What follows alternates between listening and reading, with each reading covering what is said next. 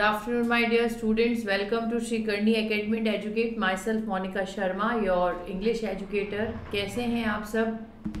चलिए इसी के साथ में अपन अपने लिटरेचर सेक्शन का पार्ट शुरू कर रहे हैं. लिटरेचर सेक्शन में अपन ने अभी इसको the reading is on reading in literature upon discuss कर रहे थे, जिसमें अपन ने इसके 3 पैराग्राफ डिस्कस कर लिए हैं. मतलब पेज नंबर 40 कंप्लीट डिस्कस हो चुका है और पेज नंबर 41 का जो स्टार्टिंग वाला पैराग्राफ है वो कंप्लीट हो चुका है. अब अपन पेज नंबर 41 के नेक्स्ट सेकंड पैराग्राफ को डिस्कस कर रहे हैं. The first thing which a scholar should bear in mind is that a book ought not to be read for more amusement. कि जो फर्स्ट थिंग अपन अपने माइंड में रखते हैं, that should not bear in the mind that book ought not to be read for more amusement. के books को अपन जितना हो सकता है उतना अम्यूजमेंट के लिए यूज़ करते हैं. अपन कभी भी उसको रीडिंग पर्पस से यूज़ नहीं करते. जैसे कि स्टार्टिंग में अपन ने पढ़ा कि जब ऑथर ने कहा है कि किसी भी क्वालिटी रीडिंग को करने के लिए उसका एम, उसका पर्पस, ये सब अपने दिमाग में होने चाहिए. लेकिन अपन इन सब चीज़ों को दिमाग में लगाते ही नहीं हैं. अपन अपने हिसाब से उसको वे थ्रू करते हैं. Half educated person read for amusement and are not to be blamed for it. और उनको उनके लिए अपन ब्लेम भी नहीं कर सकते. They are incapable of appreciating the deeper qualities that belongs to really a great literature, जो इससे बिलोंग करती है. But a young man who has pass through course of university training should discipline himself at an early day. जो कि उस early day के लिए, मतलब आने वाले दिन के लिए, टू रीड फॉर अम्यूजमेंट, कि वो और कितना कैसे पढ़ सकता है उस पर निर्भर करता है. And once the habit of discipline has been formed, और जैसे जैसे अपने अंदर डिसिपल की भावना जगती है, he will find it impossible to read mere amusement. तो अपन उसको ज़्यादा पढ़ नहीं पाते. कैसे कि आप रीडिंग को रीडिंग पर्पस से लेते हैं, कभी भी आप उसको एम के पर्पस से नहीं लेते. मैं ये कहती हूँ कि चाहे आप एक स्टोरी बुक ही पढ़ें, कि आपके पास खाली टाइम है और आपने कुछ रीड किया, तो बेटर ये होगा कि आप उसको उस पर्पस से रीड करें कि आप उससे कुछ सीख रहे हैं.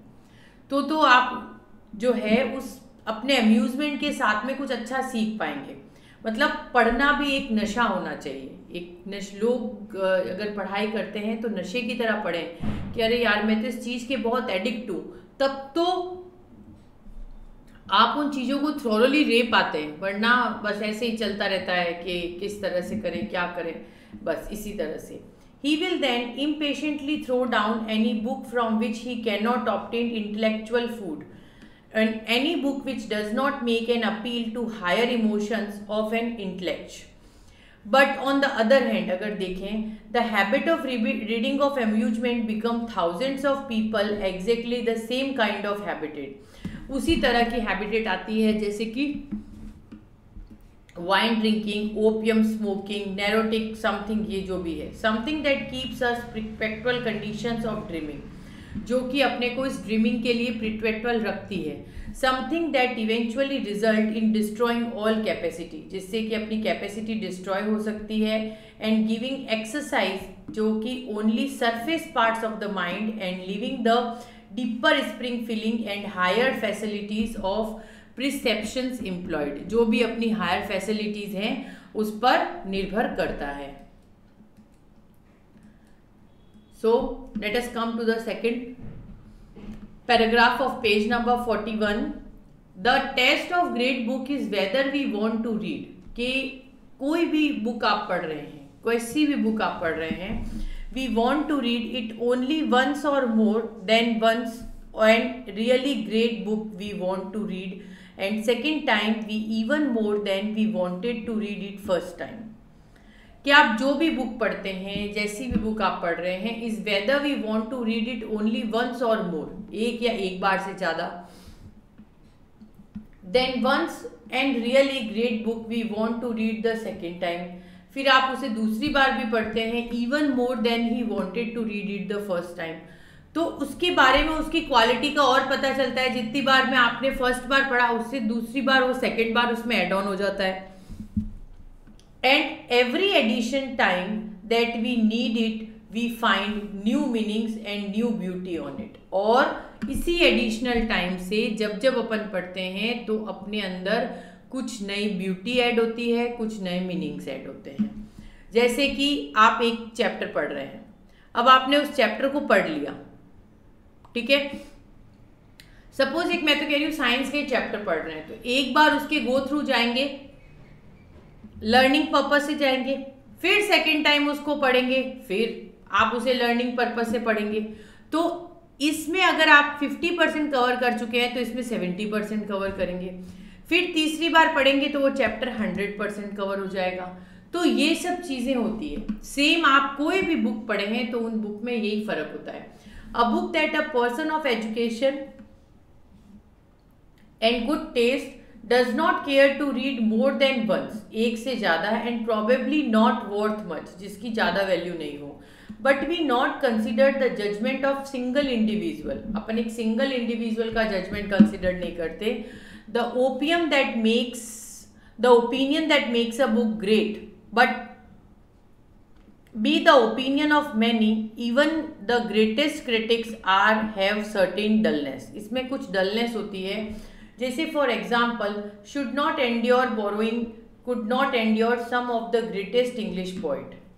A man must be many-sided to utter the trustworthy estimate। जो भी उनका estimate है बुक्स का उसके हिसाब से। We may doubt that the judgment of single critic, जो भी जजमेंट होता है उस समय का, but there is no doubt possible in regard to the judgement of generation. कोई फर्क नहीं होता उस जजमेंट ऑफ जनरेशन के लिए। Even if we cannot once perceive anything, अगर आप एक बार भी रिवाइज नहीं करें, कोई भी चीज प्रिसाइव नहीं करें, the book has been admired and praised of 100 of years, सालों से वो जो पढ़ी है। We may be sure that by trying and studying it carefully, we shall at least be able to feel the reason of this admiration and praise। अपन उसके reasons और admiration समझते रहते हैं। The best of all libraries for a poor man would be library eternally composed of such great work only, and book have passed the taste of time। So जो भी होती है test of great book, whether we read it और we have the second even more we wanted, इनका जो भी editions होता है, जो भी अपना गुड ऑफ एजुकेशन टेस्ट होता है, वी प्रोबेबली अपन वर्थ वाइज इसको लेकर चलते हैं। अगर आप इसको बोरोइंग फॉर्म में लेकर चलते हैं, एस्टिमेटिंग फॉर्म में लेकर चलते हैं, तो एक सिंगल क्रिटिक टाइम के अंदर एक possible judgment of generation regard हो जाता है कि मतलब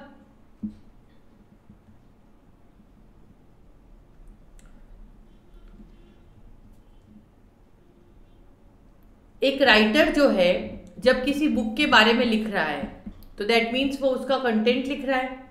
अब आप उस कंटेंट को पढ़ के जज करते हैं कि that book is worth wise और नॉट, है ना। तो सोचिए कि उसके कंटेंट लिखने में भी कितना जो है वो मैटर, बहुत अच्छा उसका सिलेक्शन है, उसके मैटर का कंटेंट जो है वो बहुत अच्छे से सेलेक्टेडली है। तो इसी तरह से जब आप केयरफुली एबल टू रीजन में आते हैं, जब आप इसे प्रेजेस फॉर्म में देखते हैं, जब आप उसे एंटायरली फॉर्म में देखते हैं, तो ये बुक्स जो है ये अपने को टेस्ट ऑफ टाइम के लिए हेल्प करती है।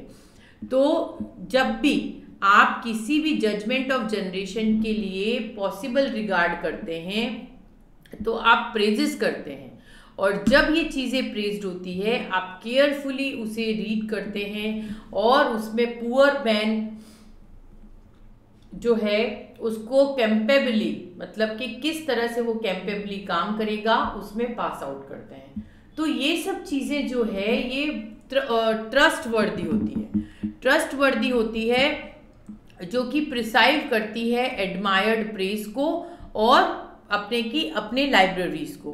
सो ये कंपोज करती है ग्रेट वर्कर्स और पास करती है टेस्ट ऑफ टाइम को। तो ये सब चीज़ें जो है ये अपने को जजमेंट ऑफ जनरेशंस देती है, और ये जजमेंट ऑफ जनरेशंस अपने लिए इनफ्लेबल होते हैं ग्रेट क्रिटिक्स और जो भी अपन एंड्योर करते हैं। आप एक इंग्लिश पोइट की बात कर लीजिए, आप किसी भी जजमेंट की बात कर लीजिए, रीडिंग जब तक आप उसको रीड करते जाएंगे आपका जो जजमेंट है वो चेंज होता चला जाएगा। ठीक है, आपने एक बार पढ़ा, कहते हैं ना अपन किसी से एक बार मिलते हैं तो वो कहते हैं first impression is the last impression. आपने ऐसे कैसे किसी बुक को हाथ में लिया, that is first impression is the last. उसको पढ़ने में आपको कुछ इंटरेस्ट आया तो आप सेकेंड टाइम उसे हाथ में लेंगे, है ना। तो सेम वही चीज अपने साथ में भी होती है, जिसमें कि अपन जो है उसे एडमायर्ड करते हैं, उसे वर्कली लेके चलते हैं, जो कि कंपोज फॉर्म में होती है, और ये जो कंपोज फॉर्म होती है ये अपने को लाइटली वर्क देती चली जाती है। So shall we move further, page number 41 का next paragraph. Then this then would be most important guide for us in the choice of reading. We should read only the books we want to read more than once, एक बार, nor should we buy any others unless we have some special reasons for investing money. ये एक special reason होता है कि आप कहीं पे पैसा इन्वेस्ट कर रहे हैं। सेकेंड फैक्ट, डिमांडिंग अटेंशन, है ना, कि आप किसी पर पैसा खर्च कर रहे हैं तो दैट मीन्स आपको कुछ उसमें अच्छा लगा, फिर आपका उसमें अटेंशन है। Then general character of value जो भी है उसमें, जो भी हिडन रहती है, ये जो ग्रेट एथिक्स होते हैं नेवर बिकम ओल्ड, कभी खत्म नहीं होते। The youth is immortal and the great book is not adept not comprehends by the young persons at the first reading except in the superficial way. जो भी आप superficial वे से पढ़ रहे हैं उस हिसाब से, तो only the surface the narrative is absorbed and enjoyed, जिसे अपन एंजॉय कर सकते हैं। No young man can possibly see at first thing then the qualities of great book. Remember that it has taken humanity and many cases of 100 of years to find out that all there in such a book, जो भी है उस book के अंदर उसे देखते हुए। But according to a man's experience, जो भी अपना एक्सपीरियंस है, the text would be unfold now the meaning to him. अब वो जो उसके लिए है वो एक अनफोल्ड मीनिंग की तरह काम करेगा, जो भी उसने उसके लिए मीनिंग दे रखा है उसको देखते हुए। The book that dilated us at 18 and if we a good book will delighted much more 25। ठीक है, कि 18 साल 18 years it be a good book be delighted much more than at 25, it will prove like a new book that is 30 years of age। The 40 we shall be read it and wondering why we never saw how beautiful it was before। 18 साल की उम्र में एक book लेते हैं, 25 की उम्र में वो थोड़ी अच्छी लगने लगती है, फिर 30 इयर्स की एज में अपन उसको प्रूव करते हैं, फिर 40 में अपन उसे रीड करते हैं, और जब अपन 50-60 के हो जाते हैं तो यही सेम फैक्ट अपन उसी एज में रिपीट करते चले जाते हैं। तो the great books grow exactly in the proposition of growth readers mind, वो उसके माइंड में चलता रहता है।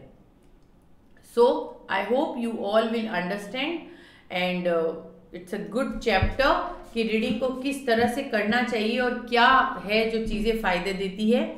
Now we come to the question answer section. How are able to read very well even before reaching the age of 25। अपन 25 साल की as तक पहुंचते हैं तब किस तरह से बहुत अच्छे से पढ़ने लग जाते हैं। How much written in the mind of a reader who reads only for amusement, जो सिर्फ अम्यूजमेंट के लिए, मनोरंजन के लिए पढ़ता है। Why are the most of the person unable to express their original opinion, जो कि अपने ओरिजिनल ओपिनियन को किस तरह से एक्सप्रेस करते हैं about the book. What does the author mean by harding, क्या सोचता है ऑथर जो है वो ये सोचता है कि रीडिंग का किस तरह से है और कैसे है। Explain how according to Lafcadio Hearn amusement and study are two different thing, अलग अलग चीज़ें हैं। What are the chief characteristics of scientific book, क्या है इसके. What is the author opinion about half educated person, आधे अधूरे समझदार लोग. रिजल्ट क्या होता है डिसिपल फॉर्म ऑफ पर्सन का, and how we find we read a book, और किस तरह से अपने को बुक रीड करनी चाहिए. So that's all from my side. I hope you all will understand. Thank you so much. Please being with us and watching Karni Academy in Education. Thank you so much.